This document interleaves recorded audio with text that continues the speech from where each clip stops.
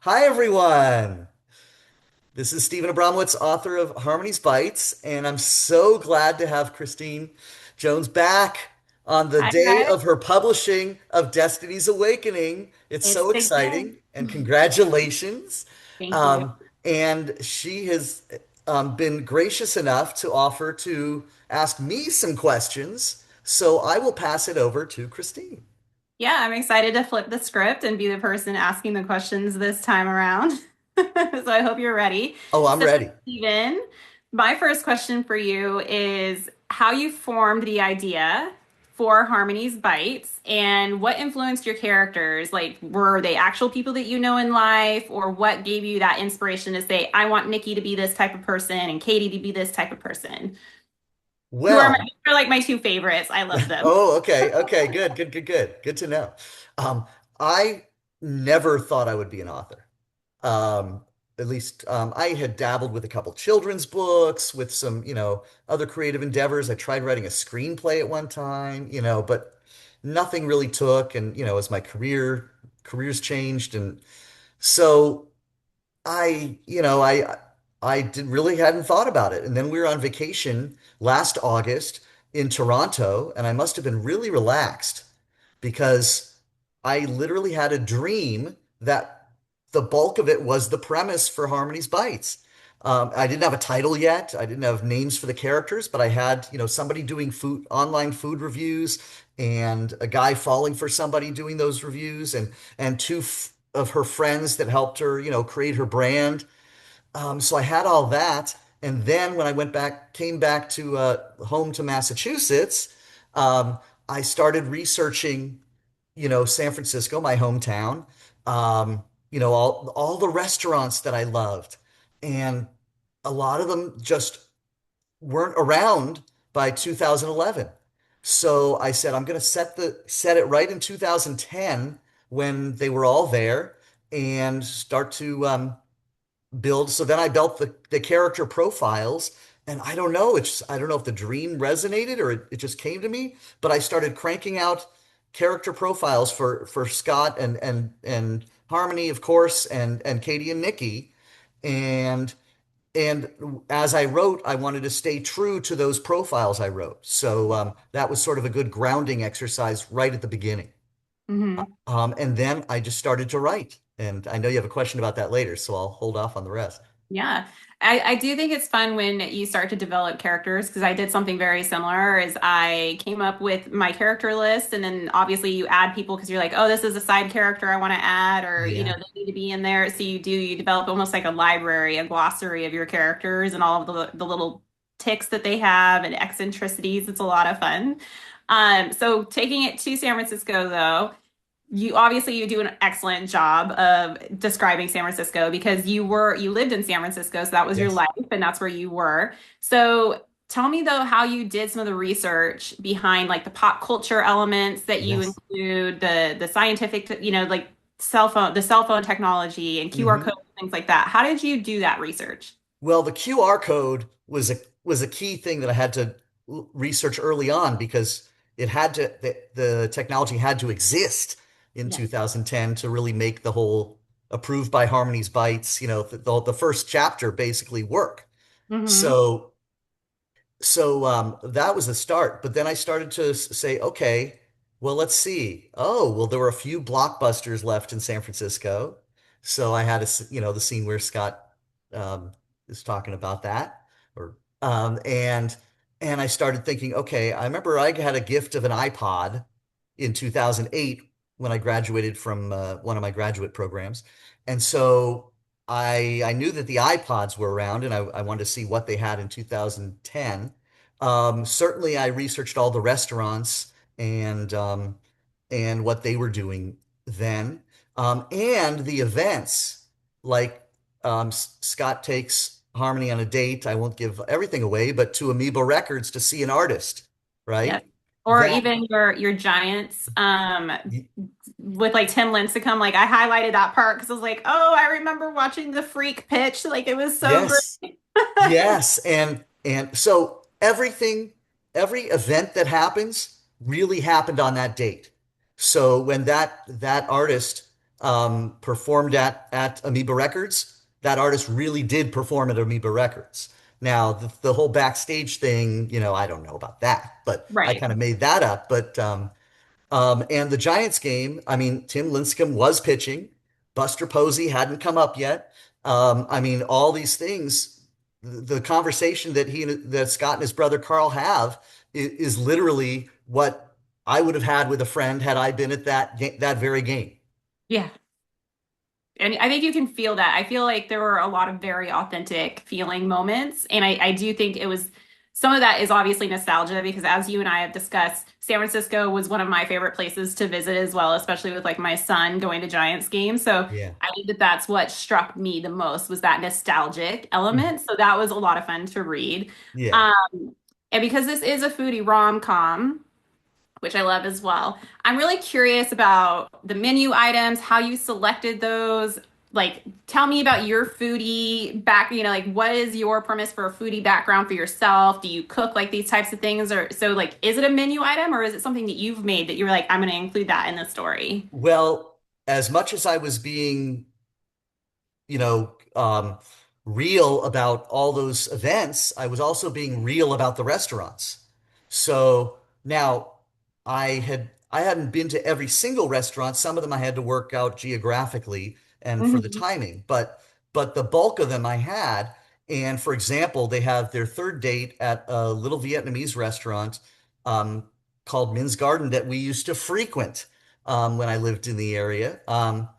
And the like the dachshund, the limeade, right? That was something that I ordered all the time. The cha jiu, the and that whole bit about like somebody asked me, "You speak Vietnamese?" No, I speak Vietnamese food, and Right. so I put that line in the book, right? So so there are definite parallels. And their first date, of course, was at Maharani, and Carl tells the story of how he went to Maharani on the night he proposed to his wife. Hmm. Well, I took my wife Meredith on to Maharani on the night that I proposed. So Oh, I love that. I was able to bring that story into the book. So that was That's especially meaningful. special. Yeah. Yeah. So do you Yeah. cook So and even often? Are you a foodie at home? I love to cook. I cook all the meals or just about all.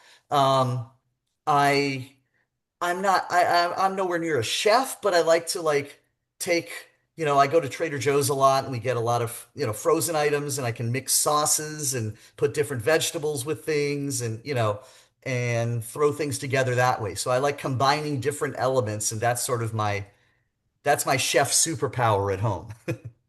So when you were talking fusion food, then a lot fusion food comes up quite a bit, I think, in the book. Like that there seems to be a theme behind even Scott when he is prepping for things, he's thinking fusion, and I thought that that was really fun. So that is something that comes from your own inspiration in your own type of cooking at home, then. I suppose yes, yes. I hadn't thought of that formally that way, but I believe that's true. Nice. I also enjoy cooking quite a bit, and I'm kind of that seat of my pants person where I'm like, these are the ingredients I have, and I'm going to do this random thing, and it drives my son crazy because he's always like, "What are you making for dinner?" I don't know. It's got chicken. It's like, Well, I will tell you that, I definitely focus on a lot of Asian restaurants because that's, where we tend to go. In fact, we had sushi for lunch today.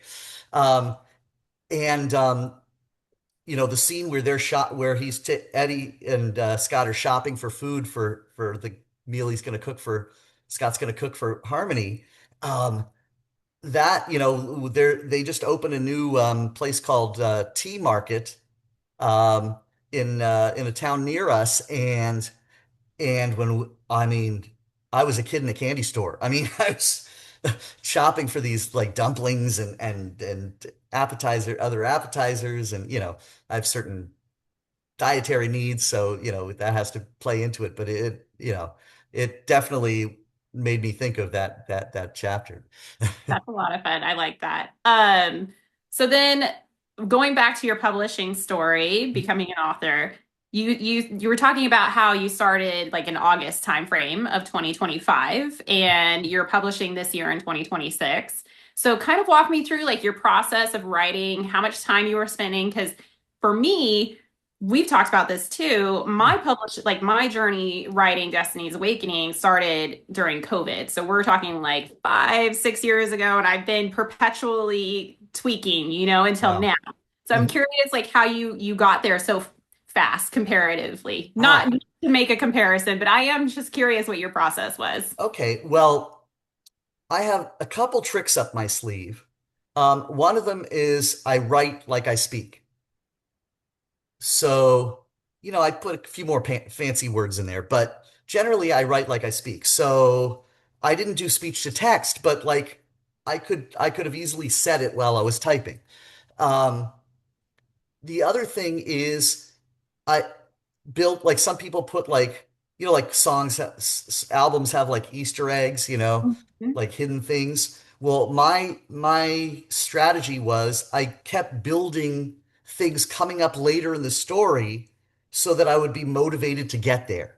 Oh, there you go. Yeah. Like early in the book, I mentioned the NOW event in Yeah. Redwood City, right? That Scott's mom was like co-chairing. Hmm. So and the venue, really exists, and the restaurant, of course, that they went to. But uh, so where was I going with this?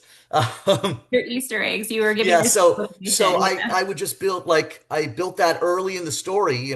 She's saying, Scott, I really want you to come, and to it. And so it built up to and I'd always put the date in so because every chapter was a different date so that I Yeah. could like build up time-wise to that event. And then of course the big event at the end that I won't say anything more about. So you were Um, giving yourself milestones and you were yes. pushing yourself to hit those milestones. Yes. And toward that end, my goal was to write 1,000 words every day. My family probably didn't like me spending a lot of time on our desktop computer, but I cranked it out and literally took it from the idea to the self-publishing in about really 9.5 months. Yeah, no, I'm impressed. When you mentioned your timeline, I was like, wow, that's really impressive. But I can see how giving yourself those milestones within the context of the story would help you stay motivated because if you're looking forward, especially to like say the culminating event towards the end, Yeah, or even some of those date moments that any of the characters have, that's yeah, a fun thing to try to get to. And I know even for me, there were moments in the story reading it that I was like, oh, I really want to get to that thing. So I can yes, see how that would be exciting for you too to do as writing. Yeah. yes. And I Nice. know there's an event you're going to ask me about in a little while that I was looking forward to in a different way. So I mentioned that I really enjoyed Katie and Nikki, and I think that I enjoyed Katie so much because she's kind of that girl boss character. Yes. And I love girl boss characters. They're so fun, especially no nonsense girl boss characters. So who was your favorite and why out of your characters? This is going to sound strange, but maybe because I'm a parent of teens, um, I really like the parental characters. Um, how Harmony's mom, Jane was just took got rid of a bad relationship situation and then just took on the town of Healdsburg in every way Yes. she could, Yes. right? I love And Jane too. Jane's character was great. Yeah. yeah, and I love Ellen, but I especially love her new husband. Well, not so new at that point, but and he's just such a fish out of water in the whole family structure. Yes. And Scott was like kind of afraid of him in high school, as he remembers, but it was really just not knowing where, if this was going to be the person he was going to deal with as a stepfather for the rest of his life. But but just his, when they go out to a meal and they're gonna go bowling afterwards, and the car and the clothes and then he's wearing the afro, when they go to the now thing. So I just love, just kind of the goofy, and headstrong and a lot of the musical things like what Jane's listening to, and Hmm. um in the in the waiting room and but also in the car when she calls her friends. So all those things are like a, an extension of me. I think that, like we've talked about with my story as well, the parental aspect is fun, I think, to get into as an author because you can pull from your own experience, but then you probably pull a little bit of like, I wish it could have been, especially once your kids get to be a certain age, I think, because like my son's no longer like child rearing age. So Yeah. there are things I think you look back as an adult parent with an adult child or close to adult children, and you probably are a little aspirational in the way that you might want to write a parent figure in Yeah. a book. Oh, Yeah. definitely. Definitely. And my wife is a real sort of go-getter and like if there's a problem, she's gonna like deal with it like immediately. And so some of the stuff, especially with Jane, was I was gonna say I see that in Jane. So yeah. Yeah. I kind of lent it to her. Yeah. So I think that staying on that kind of like character trek, Yeah. one of the things that stood out to me was the friend group's reaction to Nikki's indiscretion. I'm not going to go Mhm. into what that indiscretion was because I don't want to ruin it Right. for anybody, but she has a moment where she slips. And Hmm. I think we were all a little aghast, like, oh, wait, what did you just do? But how did you develop that? And like, what inspired you to take the path specifically for Nikki? Because Yeah. that to me was a little, it almost was jarring. Like, wow, that's where we went with that. So I'm curious how you did that. Yeah, well, again, I put in little hints in the beginning. Like even when they first meet Scott at that little vetting thing at Zao Noodle, Yes. right? She even says, this is, oh, he would be perfect for Harmony, but now I'm thinking he might even be perfect for me or something akin to Something that. to that effect. Yes. Hmm. Yeah.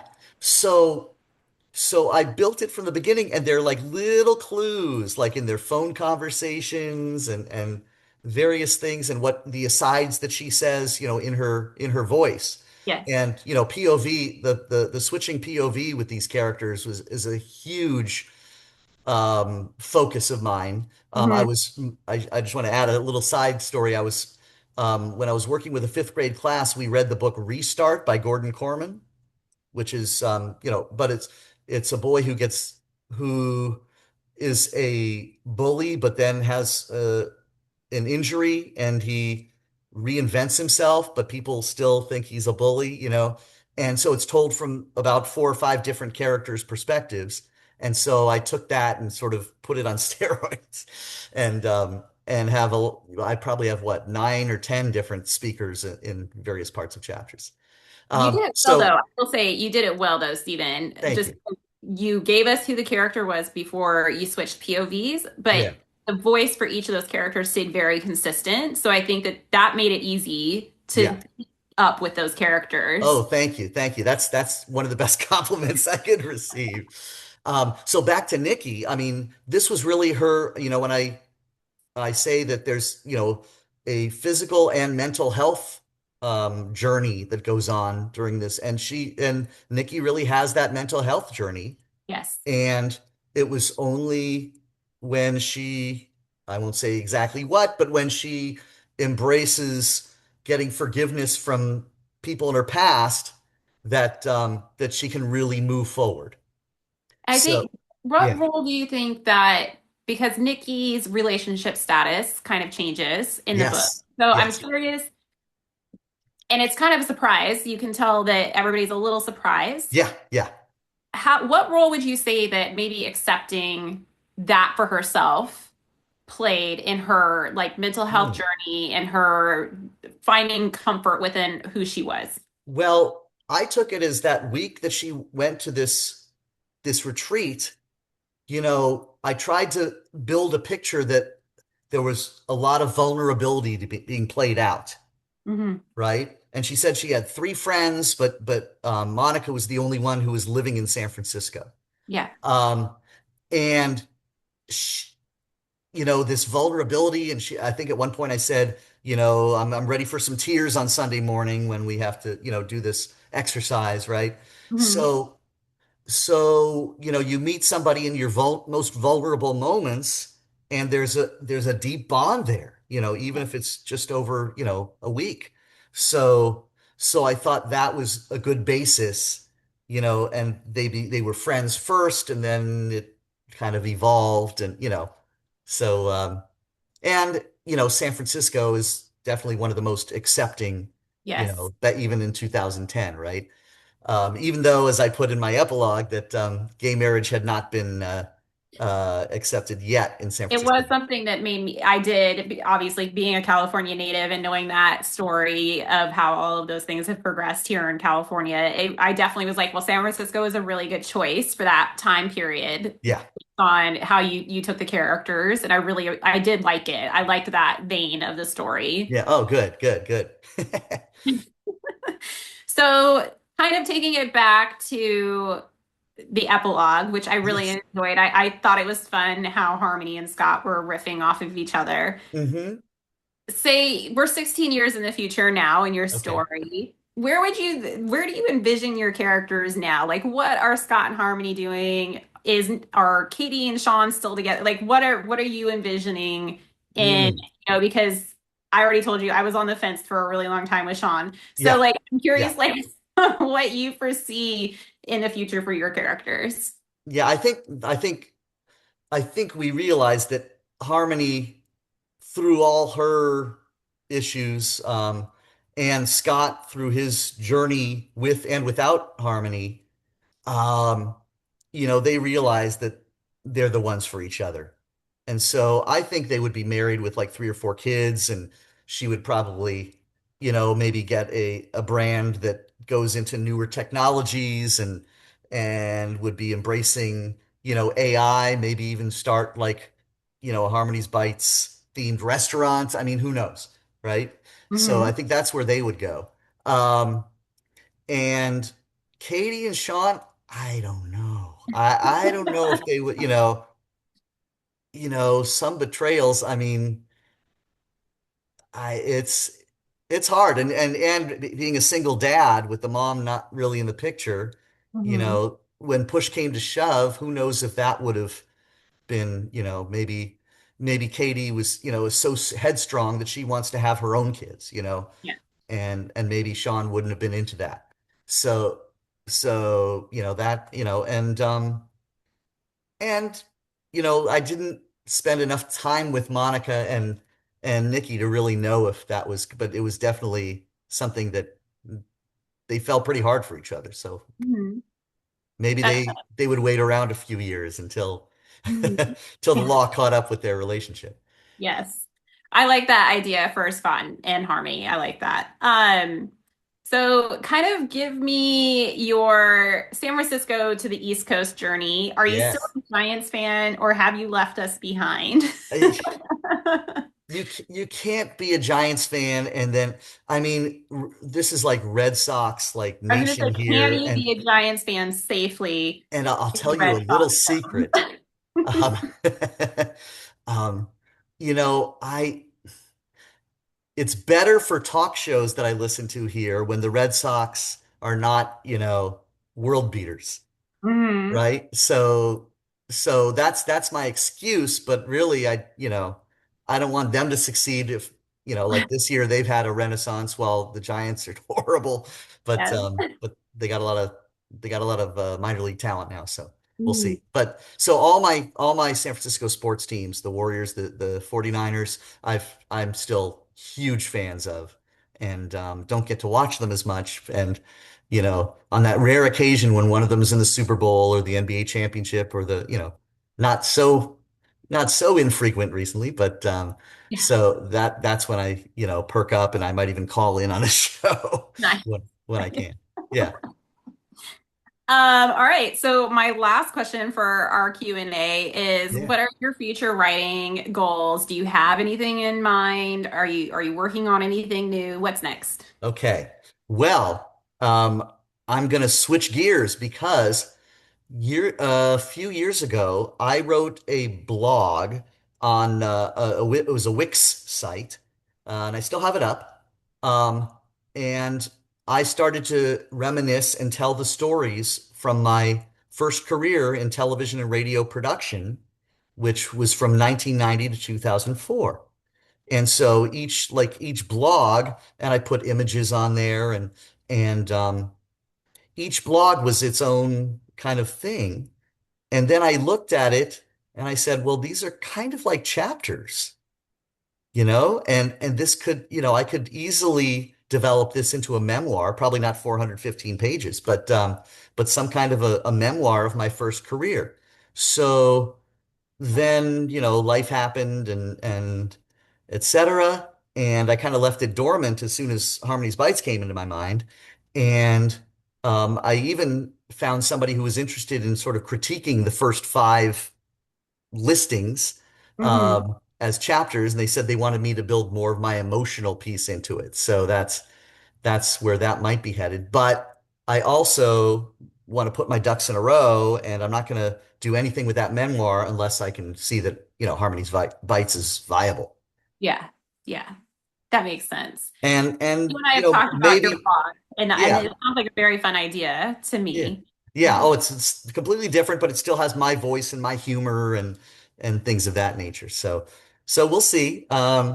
And who knows? Maybe I will want to take, Harmony and Friends into the future once I've had a little bit of, emotional distance from it. I think that that's smart. It's always kind of good to take a break, Yeah, yeah, yeah. appreciate And what it you were doesn't able. feel like a break, I'll tell you that. Yeah, I can understand. You appreciate what you did, give it some time to breathe, and Yeah, yeah, I can understand that completely. yeah. Well, these were great questions. Thank you very much, Christine. I really appreciated the chance to talk to you about it. Yeah, And no, this is fun. I had fun switching places with you. yeah, and hopefully we'll be able to celebrate both Harmony's Bites and Destiny's Awakening as we move into the fall. Yeah, that would be fun. That'll be Yeah. fun. And then after the first of the year, maybe we do it again when hopefully book two comes out for me and we can. Woohoo!